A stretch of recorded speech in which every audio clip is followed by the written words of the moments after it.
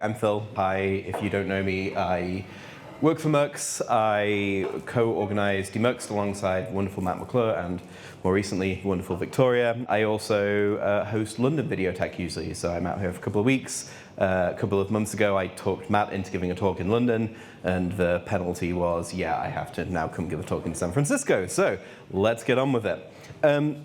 This all started when a customer asked me, does Mux do short form video? I said yes.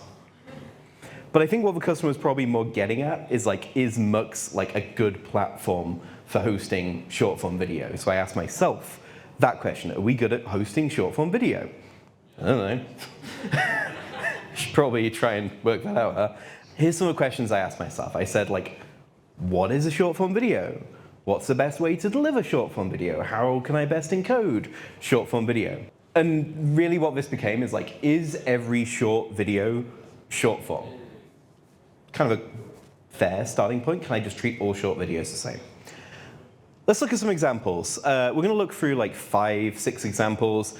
The first one is kind of TikTok, Instagram Reels, YouTube Shorts, whatever other names people have come up with for these. I had to record a copy of this because I was practicing this earlier, and every time I scrolled, it would just 4 or 5 videos would be fine, the 6th would just be really inappropriate for a recorded talk. I don't know what that says. So I actually recorded 5 that I think are totally fine. That one's really, really good. That one's really homely, really nice, wholesome. But let's look at ones that aren't gonna suddenly embarrass me in front of a live studio audience. This is the first one. This is on New York Times. New York Times do loads of these little websites that I love. They're articles, opinion pieces, but they have loads of short videos in them. This one's really cool because as you scroll through this, they start moving around, changing shape, sliding back in. The interactivity here, I think it's really cool. All of these are just really short looping videos. There's no real player here. You can just go in and turn on the controls, and it's just an 11-second looping video element. There's nothing interesting technically here, but this experience of this mixed media where you've got images alongside video in kind of this scrolly interactive environment, I just think it's so cool, so pretty, and I wish more people were doing this. Here's another one from New York Times that I also really like. It's a little bit different. It's kind of a little bit more, I don't want to say upmarket, but maybe it's a little bit more upmarket. But it's got it's a very visually split, lots of padding. But you've got little bits of video. Again, no controls. They're looping. They're fairly short. Got another one down here, which is really cool. I don't know what this machine does. I assume it's something really important if you're printing money. But again, you've got images mixed in throughout, and then you kind of get back to a nice little video. I think this is really clean as well, but what actually really surprised me here, if we go back up to this little one, is if you resize and go into a mobile shape, you'll notice that this video changes, right? It's actually cropped to a different point on the video. This isn't done client side. This just literally swaps out what MP4 is playing. Because if we centered this video, right, we just see these middle of these knob bits, which I don't think is very interesting. It's these little needles that are interesting. So as we resize it, it swaps into a completely different video. It's these videos have all been human recropped for a vertical aspect ratio, which I think is really a huge amount of attention to detail. It could have been done so much more lazily, but the attention to detail on those short form videos I think is really cool. The other night, I was buying new shoes. I don't know what it says. I was looking at the best breathable sneakers, but we'll move on swiftly. This website is really cool, Run Repeat. I bought shoes off of this. But it's labeled, littered with these little narrative videos again. They're quite why they try and set fire to these to these shoes, and why they, cut them in half, sure. But they do try and burn them. I'm not really sure. Is that a meaningful test that you would do on a shoe? It's not on my list. Anyway, so there's all these little videos throughout the article, but they're again littered in between images, right? So There's a lot of cutting shoes in half, I'm not gonna lie, but I just think this is like a really nice place. Again, these are all short, these are all just MP4s. They just loop over and over, like 17 seconds, does that say? But it's, again, nice, like a nice little short form video narrative inside here. There's this one that is very personally painful. We've got these little videos on mux.com. Again, these are like really short. These are like 6-7 seconds each. I care a lot about whether we serve these well, because these is like page load time on the homepage of mux.com. So I care a lot about if these load well. There's loads of them on here, so like I care a lot about like page weight and load time and lighthouse score, those sorts of things. But these are all like little short videos that have that same experience of like, there is no player interface on them, they loop, they're muted, all those sorts of things. This one's kind of weird because this looks like a player, but it actually, it isn't a player. So yeah, maybe that's a bit of a weird example. And then there's two other examples. These two are Pexels and Pixabay, two I picked. Both stock video platforms. I like this one of a cow. It's just a cute cow. This is like 15 seconds. It loops. It's muted. It does loop, I promise, I clicked. It's looped, it's muted. It has some controls though. This looks like more like a typical video interface that you would see on a page. It's not like these videos that have like no interface or these ones on the sneaker pages. I'm gonna turn the video controls on here, obviously. But again, it kind of feels a little bit different because you have got those controls, but otherwise some of the attributes start to feel like short form video. And now we go to the last one, which when I was dry running this afternoon with one of my colleagues, she commented, oh, that's Video.js. Yes, of course, it's Video.js. It's amazing how identifiable players become at this point. But again, this one's really interesting. It's looped, muted, but does have an unmute button, but it does absolutely nothing. There's no sound on this video anyway, so quite why it's there is a whole other question. So maybe 10 seconds, what is this? 20 seconds, this video? Is this short form? Not sure.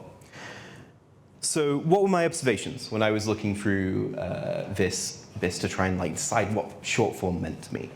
All these videos are short. They're all less than 30 seconds. They all loop. There's minimum Chrome. I like the term Chrome. Hef talked me into trying to start to use this more. And on UGC, the device controls start to replace that Chrome of that interface. All of these are delivered as progressive MP4s. There's no ABR here, none of that. But also, not all of this is user-generated content. I think we associate this kind of short-form video term with it's user-generated content, it's Reels, it's TikTok, those sorts of things, but it isn't. So to dig in a little more on that kind of interface component, I asked myself, is the user, I actually said experience originally, but I changed my mind, like, is the user interface, or lack thereof, what defines short-form video? So I took my favorite movie and tragically recropped it.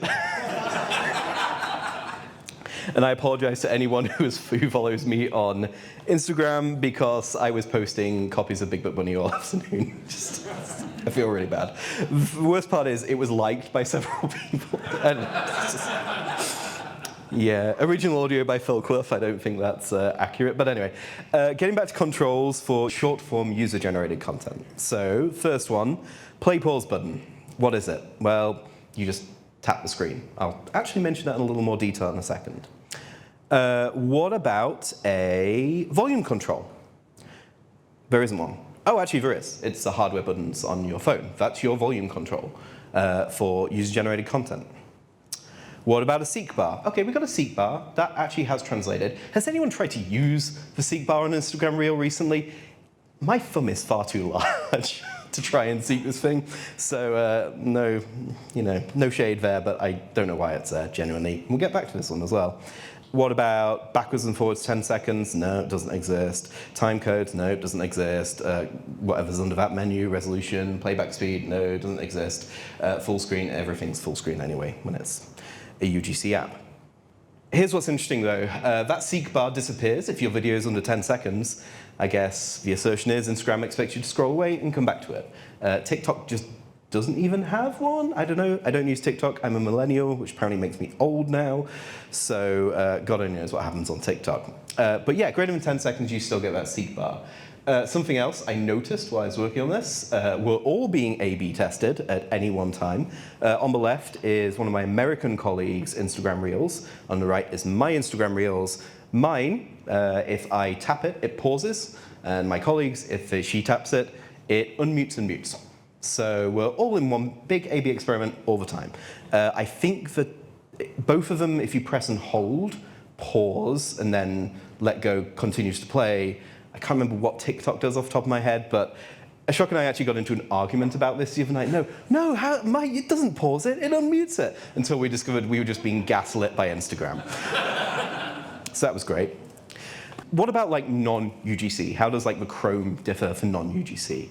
Well, there just isn't a Chrome, right? Like the examples we looked at, except for those like Pixabay and Pexels, that kind of stock footage, like they just had kind of some of the traditional Chrome, but generally these kind of professional short form just doesn't have Chrome on it at all, doesn't have player interface. Okay, cool. So that was my first rabbit hole. Do you get it? Do you get it? There you go. That was my first rabbit hole. Okay, the second one was, okay, so how should we deliver short form video? And obviously I've looked at how everyone else does it, but here's some opinions. Like, what are we trying to optimize for when we're building for short form video? We're trying to optimize for startup time, obviously, time to first frame. We're optimizing for cacheability. People watch these things looping a lot. We spent actually a lot of time building caching behavior into our player SDKs to try and make sure that content stayed cached so that customers aren't paying every single time a video loops. We're not optimized for compression. I'm going to go into that a bit more at the end, but that's both cost and performance reasons. But also, we're kind of optimizing for simplicity. We want to make something simple that just works well. And for UGC, there's a whole bunch of stuff going on under the hood. Like you think, you scroll down on a video, oh cool, just load the next one, put it into a player, load the next one, put it into a player. There's tons of stuff going on here around both pre-loading and pre-rendering, right? You're not just pre-loading that video and getting it into a cache, you've also preemptively got pieces in the UI just out of view, so when you scroll, all you're doing is scrolling it into the view of the UI rather than kind of waiting. And I've seen other implementations of this that wait, and then you get kind of that black flash, the player starts to load, and then it starts to play back. Like I'm sure we've all seen kind of poor UGC scrolly experiences. And the reason I actually shot this first screen recording, you'll see me kind of try and trick it on this last one. When does it roll over and start to play? But it was all there, obviously. It's already in the user interface. It's just triggering at play. It's all preloaded. It's all pre-rendered. And as soon as you just scroll it a little bit of it, there it goes. OK, now it's playing. So what delivery technologies have we got? Like, primarily, let's not try and re-implement the wheel here. We kind of all know these. So we've got progressive MP4s. We've done those for many, many years. Apparently, they're uncool, getting us feeling they're cool again. They're cool because it only takes one HTTP request to start to play it, right? You can do a speculative range request and just start playing that MP4 file. We've got HLS and Dash, both segmented streaming technologies. Those are going to take 3 to 6 round trips, HTTP requests to start playback. If you heavily optimize, you can get that down. Maybe you just do a rendition playlist on HLS. That reduces that a little bit. Maybe you force yourself to do TS, which we all want to do CMAF, obviously, but doing TS actually reduces round trips because you can go off and mux it, obviously. And with Dash, you could do like self-initialization, well, your initialization segments embedded in the manifest, which can reduce your round trip times, well, round trip count at least, but you're starting to get kind of micro optimizations there, like one speculative byte range is kind of always going to be faster. Obviously, a big downside, doing progressive MP4s, you give up adaptive bitrate, right? You're not going to adapt to ongoing change in network conditions. Big question you have to ask yourselves is, does that actually matter if your content is shorter than 30 seconds, 60 seconds, 10 seconds? Good question. I asked myself that many times. But also cacheability. Caching a progressive MP4, really simple. Just works out the box in your browser, for example. Chuck in a video element, it's just going to work. Do that with HLS and Dash, especially when you're doing CMCD and things like that. The story starts getting an awful lot harder. Again, we had to build stuff into our playback SDKs just to make sure the caching worked really well for looping video use cases. If you're using a video just as like a design element on a page, you don't want to run up like this huge build because that video is looping in the background when someone leaves their browser open. You could also do something custom, right? You could do something weird. Build your own technology. It's probably what a lot of people have done historically. Here's some ideas of what we could have done custom, or you could do custom. You could do manifest progressive manifestless progressive CMAF. That's still going to take 2 requests if you've got audio. You could do manifestless, progressive, muxed, fragmented MP4. If anyone's following along, let me know. Maybe you need a custom player to play that, though.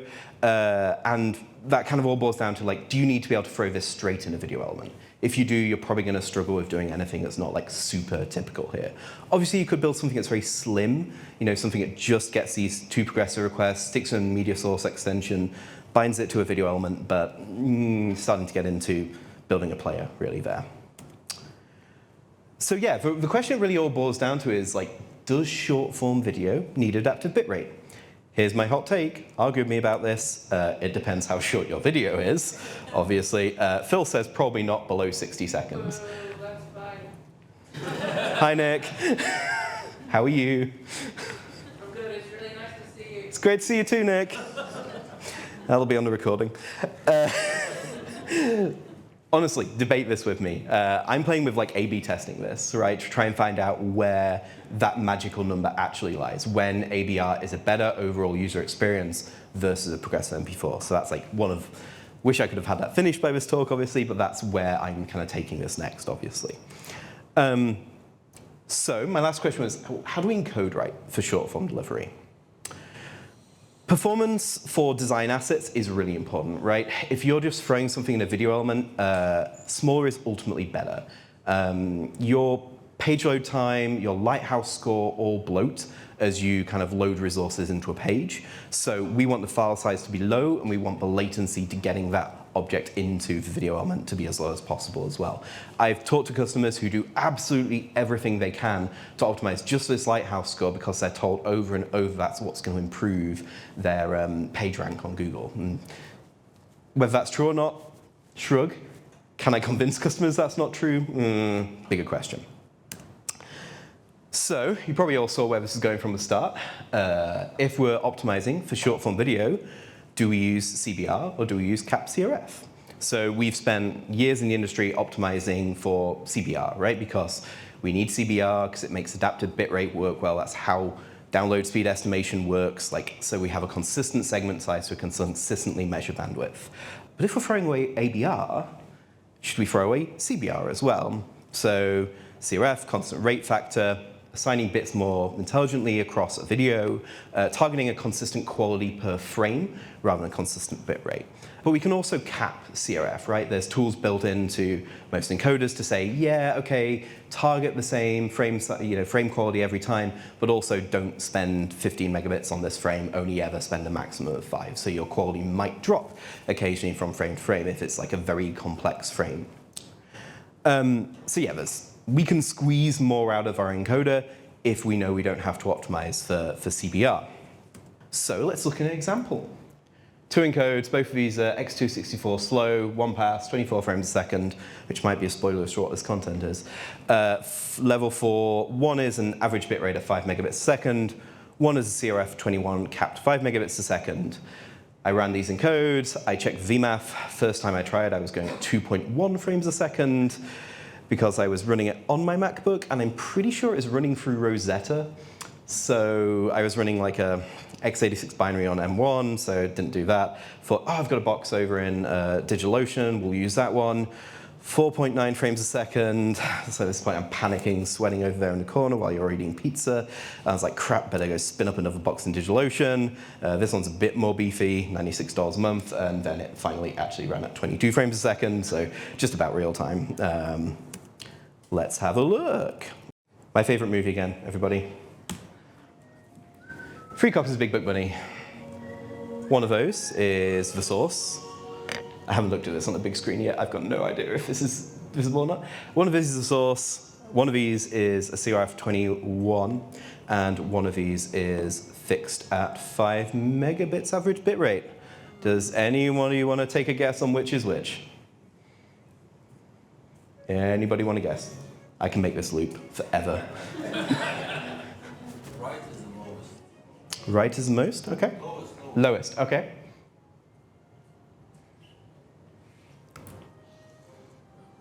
Oh gosh.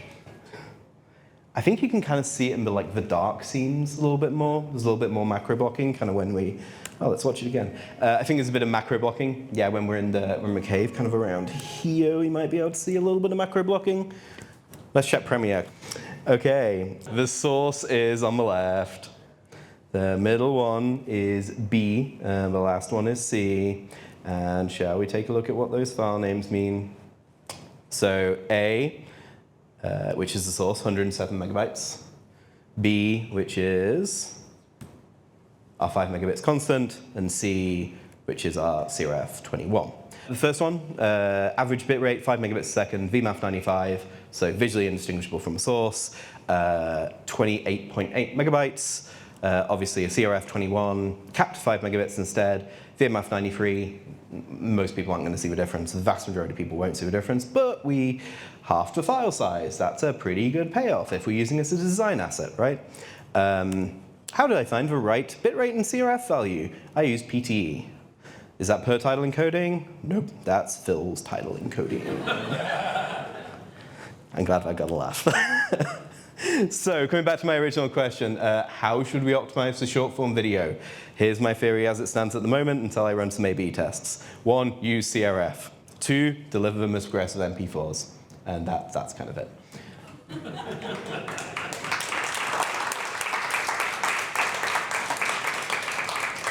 If anyone has any questions, either do them now, argue with me afterwards, or you know where I am in Slack. So. I have a question, Phil. Oh. No. Did you consider any optimizations for sort of fast start, or like having the start of the file lower bitrate? Not really. All of these are the appropriate box sequencing to allow for fast start, but in terms of like changing like the bitrate at the start or anything like that, no. All we've done is like the right box order so that you have to seek the least bytes to start playback.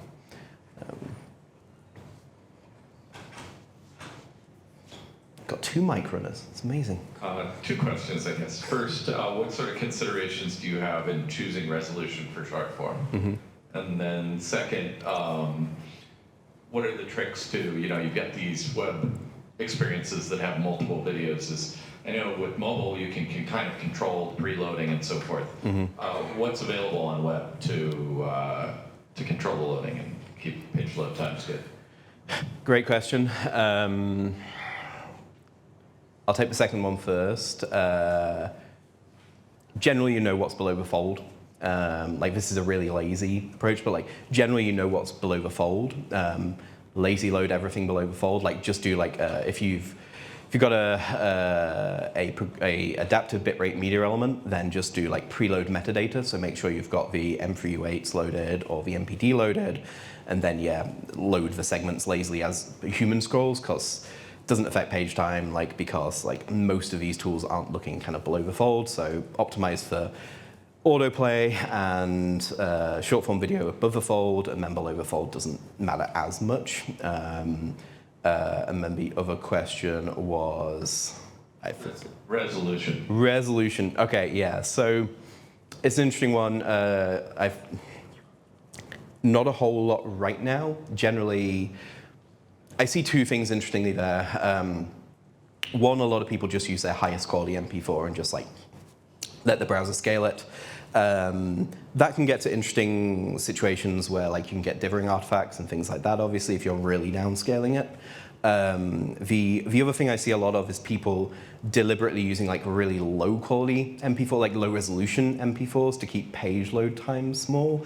I was talking with someone who runs a Shopify plugin recently where the number one thing they do is get a smaller MP4 as possible, resolution wise, so bit rate's lower so that they don't impact page load times as much. So there is a use case, and the interesting thing there is they then do, as soon as you interact with that video, if you click into it, they're swapping the source for the higher quality source, because it obviously pops out a little bit bigger, but they're kind of both short form, they're both progressive MP4s, but it's swapping a small, low resolution, super low bit rate, low impact page load time, low impact lighthouse score, and then swapping in the big one as soon as somebody interacts in that kind of area.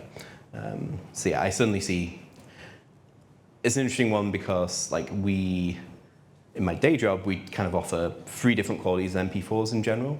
The middle one's kind of useless, is my theory that I've got to. Like, a lot of people use the low one, a huge amount of people use the high one. I start to wonder whether like this in-between is just bad for everything. So yeah, I have other theories about that, but haven't finished testing those theories yet. Cool, thank you. You talked about optimal containers, you talked about encoding settings, you talked about players. Where's that line you see between duration and content protection? Duration and content protection. Man, this is a message from, this is a planted question from someone who's working on a DRM product right now. Here's a hot take. Okay, so there is a big question of like, is true short form content ever worth DRMing, as an example? Maybe is the answer. What I have seen recently is a lot of like transactional VOD use cases where, let's say you're spending $5 or $50 even, or you can spend a fortune on these things to get a message from your favorite celebrity, right? If the transaction cost of that is like actually pretty significant, hey, maybe that content's worth DRMing, putting a license behind. Individual cost of DRM licenses at low scale is very high, at high scale is actually pretty low. But there's a balancing point somewhere in that where it's like, for really short content, it's probably not worth the cost of, not necessarily actually doing the DRM processing, but it's not worth the cost of like serving that license if you're like working with a third-party DRM vendor, for example. That cost, it can actually be pretty high relative to the cost of serving the bytes. So I've seen kind of both ways there, where like some short-form video is absolutely worth DRM protecting because it's like really, really high value. Some of it just isn't worth the cost of like that individual license serving. So yeah, it really depends on like the true transactional value. Like if it's just a YouTube short, yeah, probably not worth DRMing. If it's a personalized message from your favorite celebrity, like Big Book Bunny, I would DRM that. Thank you so much. Oh no. Oh. Right, one more. All right, I've actually got a double-part question. So the first part, the New York Times use case sort of where you have kind of text and short-form video and they're all scrolling by. Should you bother with like placeholder images, blur hash, that sort of thing? And then my second question, I've got a really great design team. They've designed the biggest play button you have ever seen. How is anyone ever going to see if the videos autoplays and loops? I love this. I love it. Also, hi Converse, nice to see you.